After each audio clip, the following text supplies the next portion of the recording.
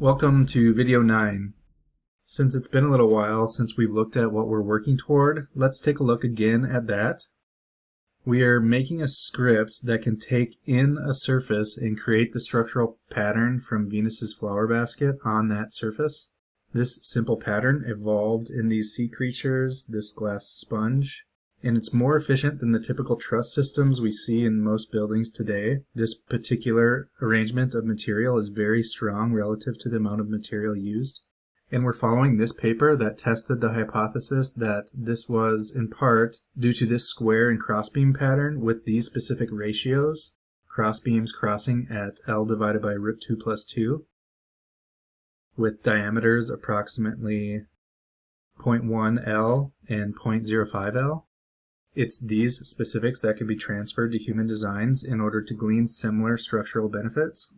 So in our process of making this pattern, we've just figured out a way to ensure that the points along the ground of our surfaces are equal distances apart from each other. And the next thing we'll be doing is arraying these points upward so that we can use them to make the squares for our pattern.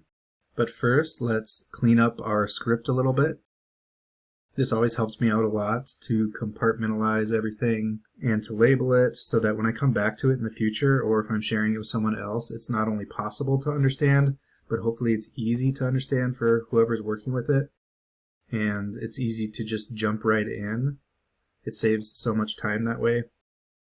So I'm going to delete this for now. We'll bring it back later. And I'm just looking to see what I can pull out as inputs so that I can put everything over here into its own component. So I don't need these anymore. And I know I'll want divisions on the outside. So I'm going to copy this. And for now, I'm just going to pull everything over to the right. These will need to come on the outside of our component.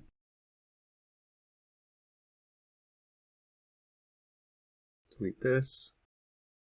And we can make all of this over here just a little component that will test the maximum distance to make sure that there's not too much discrepancy between the distances between these points. And if there is, then we can go back and increase the iterations. I'm going to label this slider. So the only thing I need to bring out is this number here. So I'm going to get a number component and I'll call it max distance. And the only thing I need to plug in is this list of points. I'll call them spaced points.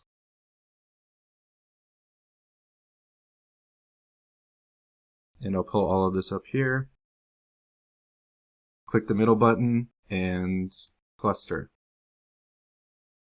Check distances.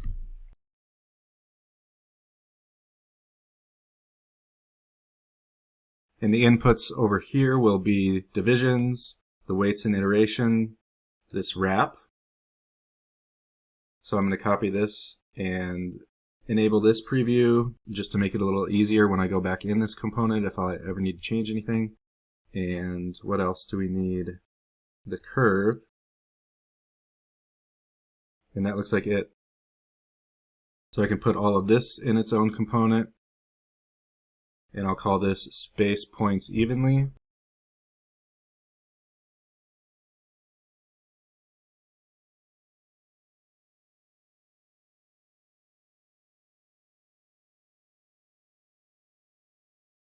Okay, so now we have our distances. We have the length that each square will be. So next we can make the squares and array them upward according to the height of each surface. So the next step will be to find the height of each surface. And we'll do it a similar way that we did to get the bottom curve. We're going to start with a surface and get the edges, and then from there find out which edge is a vertical edge, measure the length of that edge, and that will give us the height of the surface. So let's get a curve component, and we're going to put all the curves into this component. This is where we collected the curves before. These are all the edges.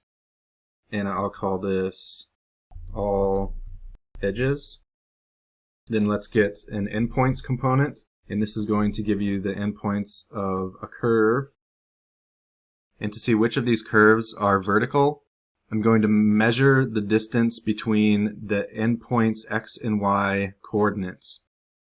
So if a curve is perfectly straight up and down, then the x coordinate and the y coordinate will be equal to each other for the endpoints. So the start point's x coordinate will be equal to the endpoint's x coordinate, and the start point's y coordinate will be equal to the endpoint's y coordinate. So let's get the coordinates of each of these by getting a deconstruct component. So if a curve is perfectly straight up and down, then this x value will be equal to this x value, and this y value will be equal to this y value. Because obviously in the case of a vertical line, the only difference between the start point and the end point is the z value. So let's find the differences between the x's and the y's by getting a subtraction component. And we'll do x minus x and y minus y.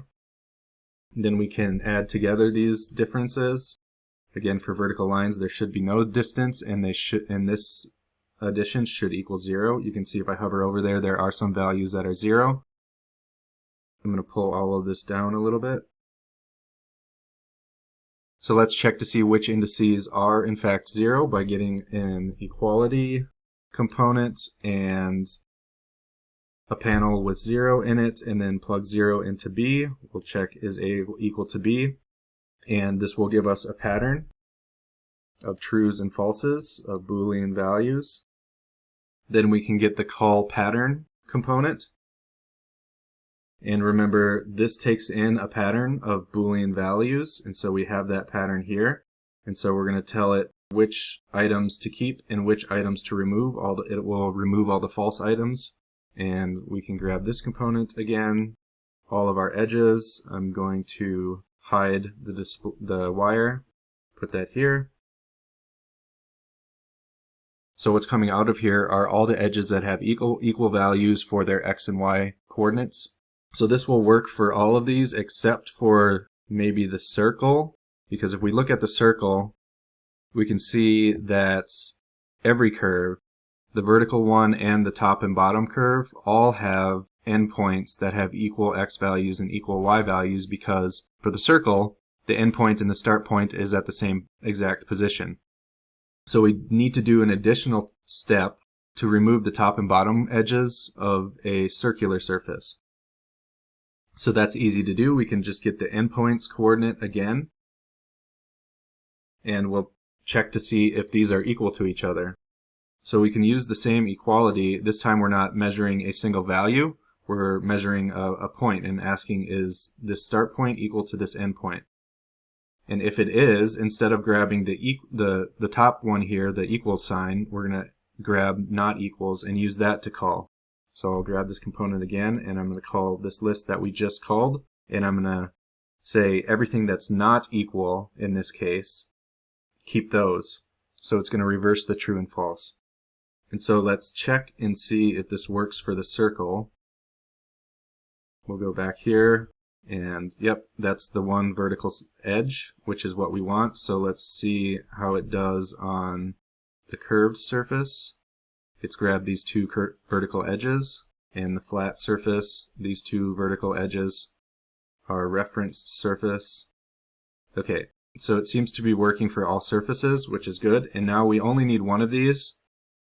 So I'm going to get the list item component, and I don't need to plug anything into the index because this is a default 0, and we just need one, and that's just going to give me the first item in the list, which is fine. And let's get the length of that with the length component.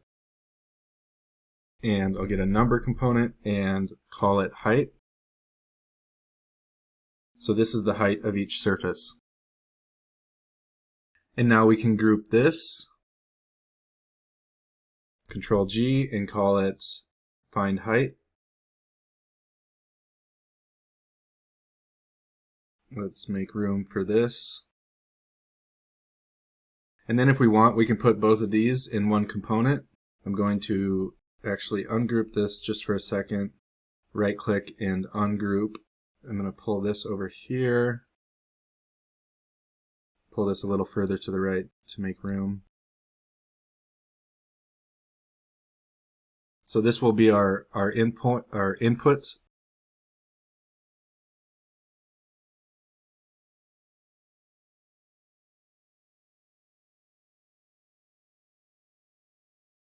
I'll make another curve component to hold this bottom curve and connect this. So now we have two outputs, the bottom curve and the height. Pull this out of the component we're about to make so that an output is automatically made for it. And we can group this again, and what did we call it before? This was get bottom curve. So Control G, get bottom curve. And then I'll grab everything that's going to be in this component and hit the little folder, cluster it. And we can call this get height and bottom curve. And now we're ready to start making our squares. So we'll need three things from this section up here. And we can group this section. Find spaced points is the main thing here. So that's the first thing we'll need is all of the points along the bottom curve that are evenly spaced. So I'm going to get a point component, and I'm going to copy this name and call this point component spaced points. Copy it. I'm actually going to disable the preview for these two and hide the wire for this one. Bring it down here. The next thing I'll need is the height. So I'll copy this component, hide the wire, and bring it down with the points. And then I'll need the wrap boolean telling us whether or not the surface wraps around back onto itself. Oh, and it looks like I have two wrap inputs here, so I forgot to combine those into the same one within the component. So in order to fix this, I just double click on the component and I find where these wraps are, so I have an extra one way over here. And to fix that, I can just find this wrap component and plug it in to this one where the extra wrap was leading, and now there's nothing connected to this one, so we can delete it. And I'll hit save, and now we just have one wrap input. And I'm actually going to set the wire display to faint, just because it looks a little bit better. And I will copy this component and hide this wire and bring this one down here. So in order to make the squares, the first thing we need to do is find the height of each square, and the height is going to be equal to the length between each one of these points. So let's get a list item component, and let's just grab the first and second point in this list. Right now, that's the first point. This is the second point. So if I zoom in here, this plus sign is going to appear, and I'll click that, and now it's item 0 and item 1. Because this is 0 by default, so I is 0, and I plus 1 is 1. And then let's find the distance between these with a distance component. Whoops. Distance between A and B. And so this is going to be the height of each square. And we'll call this length, because just so we don't confuse our variables too much, because in the paper that we're referencing, they label this distance L for length.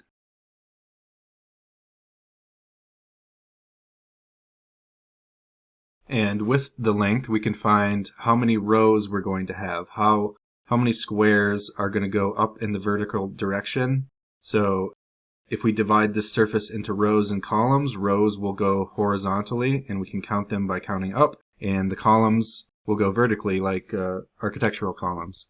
And the number of columns is the number of points that we have along the bottom minus 1. But let's get the rows. So we already have the height. I'll copy this. And if we divide the height with a division, I just typed a slash to get the division. If we divide the height by the length, it's going to give us about the number that we can go up before we cross the threshold of the top. And right now that number is only 2 because this is a pretty short surface compared to the length of the squares. And we need this to be an integer. Right now it's a decimal. So we can get the round component and plug that in. And because we don't want the squares to go beyond the height of the surface, we want to stop it just below. We'll get this F here. This stands for floor. So when you're rounding anything, you can either choose the nearest, which will just round to the nearest whole number, or you can get the floor, which will round down to the nearest whole number that's below whatever your input is, or you can get ceiling, for the C for ceiling, which will round up to the next highest whole number. And we want floor for this, so I'll get an integer component and call this rows. This is going to be the number of rows. This is how high. This is how many squares high. I'll bring this down a little more and bring this up and group it and call it get rows int for integer. And it will also be nice to have an integer component holding the number of columns that we have, or actually the number of columns plus 1. And that is because it'll be a little more convenient to have the number of points here for now rather than the number of columns. So I'm just going to get the list length. So this component is just going to tell me how many points are in this point component. Right now there are 14 values. If I hover over, it says 14 values, and so the output here should be 14, and it is. And so let's put this in an integer and call it columns plus 1. And now we can make the corner points for all of the squares. We can array these points upward and make all of the corner points. We just need the rows plus 1. So I'm going to get an addition and add 1 to that. Since if there are 2 rows, there are going to be 3 points. And I'm going to make a series out of this. So now I have a series with the series component starting at 0 and going up by 1 each time. These are the defaults. And up to 3. This component is going to give me the numbers 0, 1, and 2. It did this 3 times, and so the last number will be 2. And then if I multiply this series, 0, 1, and 2, by the height, let's get a multiplication. In the height we called length, so let's copy this and hide that wire. Because these are squared, the height and the length are equal. So what's coming out of this component now? When we make that multiplication, we have 0, 3.45, and 6.9. And so these are going to be the distances of each point, how high along the z-axis they're going to go. So this one won't move at all. Then we have 3.4 and 6.9. So now we're going to move these points. So I'm going to copy this and bring it over here, hide the wire, and I don't need to see this one anymore, so I'm going to unpreview that. And this is where we get into data structures a little bit more, into trees, because if I just get the move component and I plug this geometry in and we said we wanted to move all of these up by these 3 different distances, I would get a z component, and so now I have 3 different z vectors moving 0 and then 3.4 and then 6.9. If I plugged this into our move, this isn't what we want. So what it did was it moved the first index 0, and then it moved the second one 3.45, and then it moved the third one 6.9, and then because it ran out of vectors and there were still a lot of points left, for every point following that it moved it 6.9. It just did the last index over and over again until it hit the end of the list.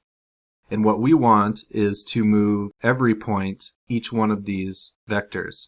And so to do that, we need to graft the points. And so if you right click on the spaced points and go to graft here, this up arrow, then it's going to do the same operation on every point. It's going to apply all of these vectors on every point, because every point is in its own tree branch.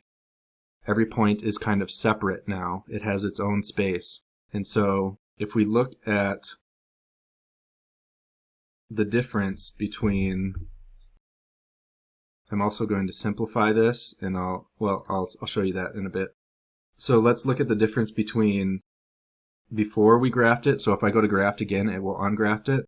So right now this is all one single list, and there's just one header here, and these are all in the same list. We have index 0 through index 13, but when I graphed it, we have multiple headers. We have header, this is a complicated header number for now, but from 0 to 13, and we only have index 0 for each list. So this is 14 different lists, and now I'm going to right click and click simplify, and what that did was clean up all these branch numbers. And so these curly brackets are telling us what branch this is, and so now we have 14 different lists instead of one list with 14 values.